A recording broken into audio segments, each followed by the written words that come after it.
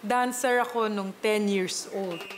Apparently, my mom saw a talent in me. For her, pinilit niya talaga ako. Mahiyain ako eh. So, hindi ko na-process kagad yung from tago ako, nagtatago sa cabinet, kakaset lang ako, record ng mga kinakanta ko. Biglang, nasa stage na ako. So, nagtatrabaho na ako. Alam kong trabaho yon. Basta showbiz, hirap ipaliwanag sa tao kasi nakikita lang nila is yung kung ano yung nasa camera. So, the studying suffered because I really wanted to become a nurse or a doctor. Yun yung may pag-aaralan ako, tapos magtatrabaho ako, tapos mag-aasawa ako, tapos mag-aanak ako. But my mom said no. And yung everything was the opposite. My father's a musician as well, singer. Ganito, magkamukha kami. Sana, naramdaman ko yung paano ang relationship ng lalaking ama at babaeng anak. Because I feel like yun yung kulang sa akin. Pero hindi ko siya sinisisi. Hindi ko rin sinisisi yung nanay ko sa mga nangyari with them kasi kanila yun eh. Feeling ko, doon nanggagaling din yung anger ko dati. Yan yung sasabihin ko nga na nagiging problema ng meron kang strong personality na magulang. Either babagsak yung personality mo or papantayan mo yon. And to my knowledge, for a long, long time, hindi ko kayang pantayan yun. Kasi nanay mo takot ka eh. Ramsey yan, Napanindigan ko sa sarili ko na kaya ko kahit wala yung apelido.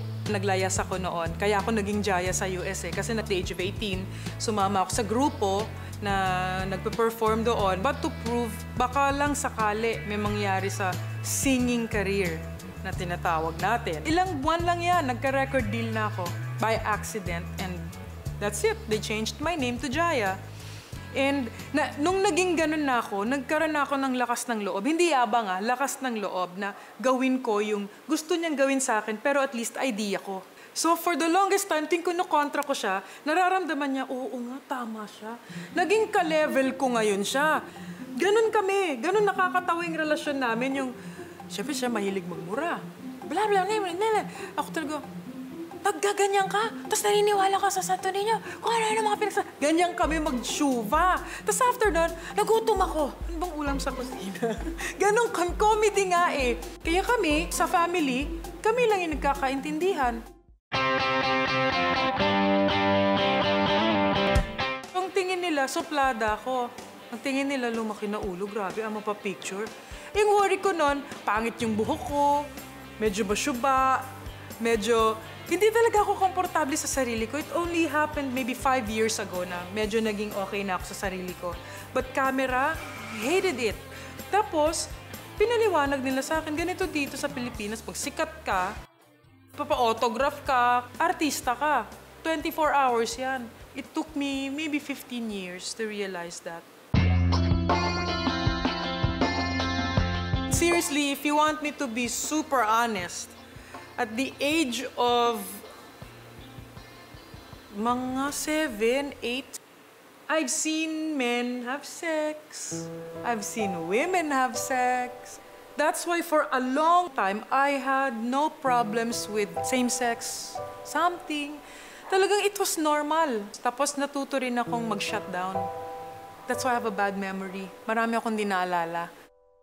Although I did a lot of bad things, I would say ungodly things. Parang it didn't cause me to think na may right ako para maging masama. Masama sa'yo, masama sa lahat. Papasalamat nga ako na sa dami ng abuse na nangyari sa akin, sa dami ng life experiences na naranasan ko, parang buhay pa ako. Anong purpose ko? Bakit? Dati nga hindi ko alam ano yung purpose eh. Kala ko all-purpose flour lang yung purpose na yan. God put you in this world for a reason. Lalim, no? Kaya yun. So, hinanap ko. Nagbasa na ako ng lahat. Hindu books, Buddhist books, feng shui ako. Lahat na yata ng horoscope. Yung mga sun signs, ganyan. Nahanap ko yung future ko. And then finally, one day, I just thought, kung talaga pang may Diyos, paano ko malalaman?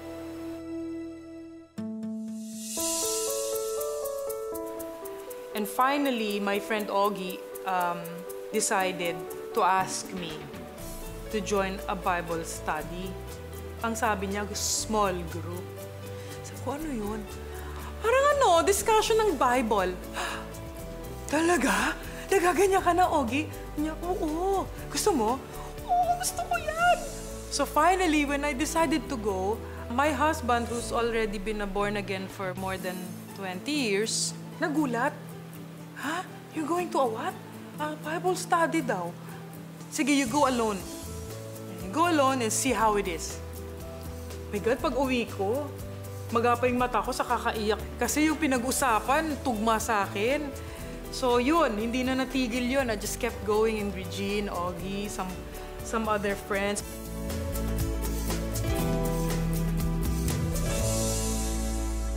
My heart was longing for a parent, a God. Yung sigurado ako na pag lumapit ako sa Kanya, hindi niya ako tatalikuran. Kasi mahal niya ako eh. And that's exactly the kind of relationship I have with the Father in heaven. He really changes you from the inside out. So ang akin lang, I'm a work in progress. God repaired my relationship with my mom before she died. Talagang nagsorry ako. We prayed over her with my children. She spent time here in the house. And I saw my dad. Now we have a relationship. And I'm just thankful na my mom died, pero I'm happy she went away, na masaya siya. But with my dad is also getting sick. Sana, I still have time. Kasi like I said, I always tell people, spend your time now. It's really short, super short, and because we have so much pride, minsan hindi natin alam, we're doing it wrong. We're doing it, parang masyado tayong makasarili kasi. So now I feel like, even though I'm not perfect, marami pa rin akong kasalanan, nagagawa ko na siya ng may awareness, yung, oh my God, bago ko sabihin yan, teka lang, hindi tama, may CCTV si Lord. Nakikita niya to. Oh my God, sorry.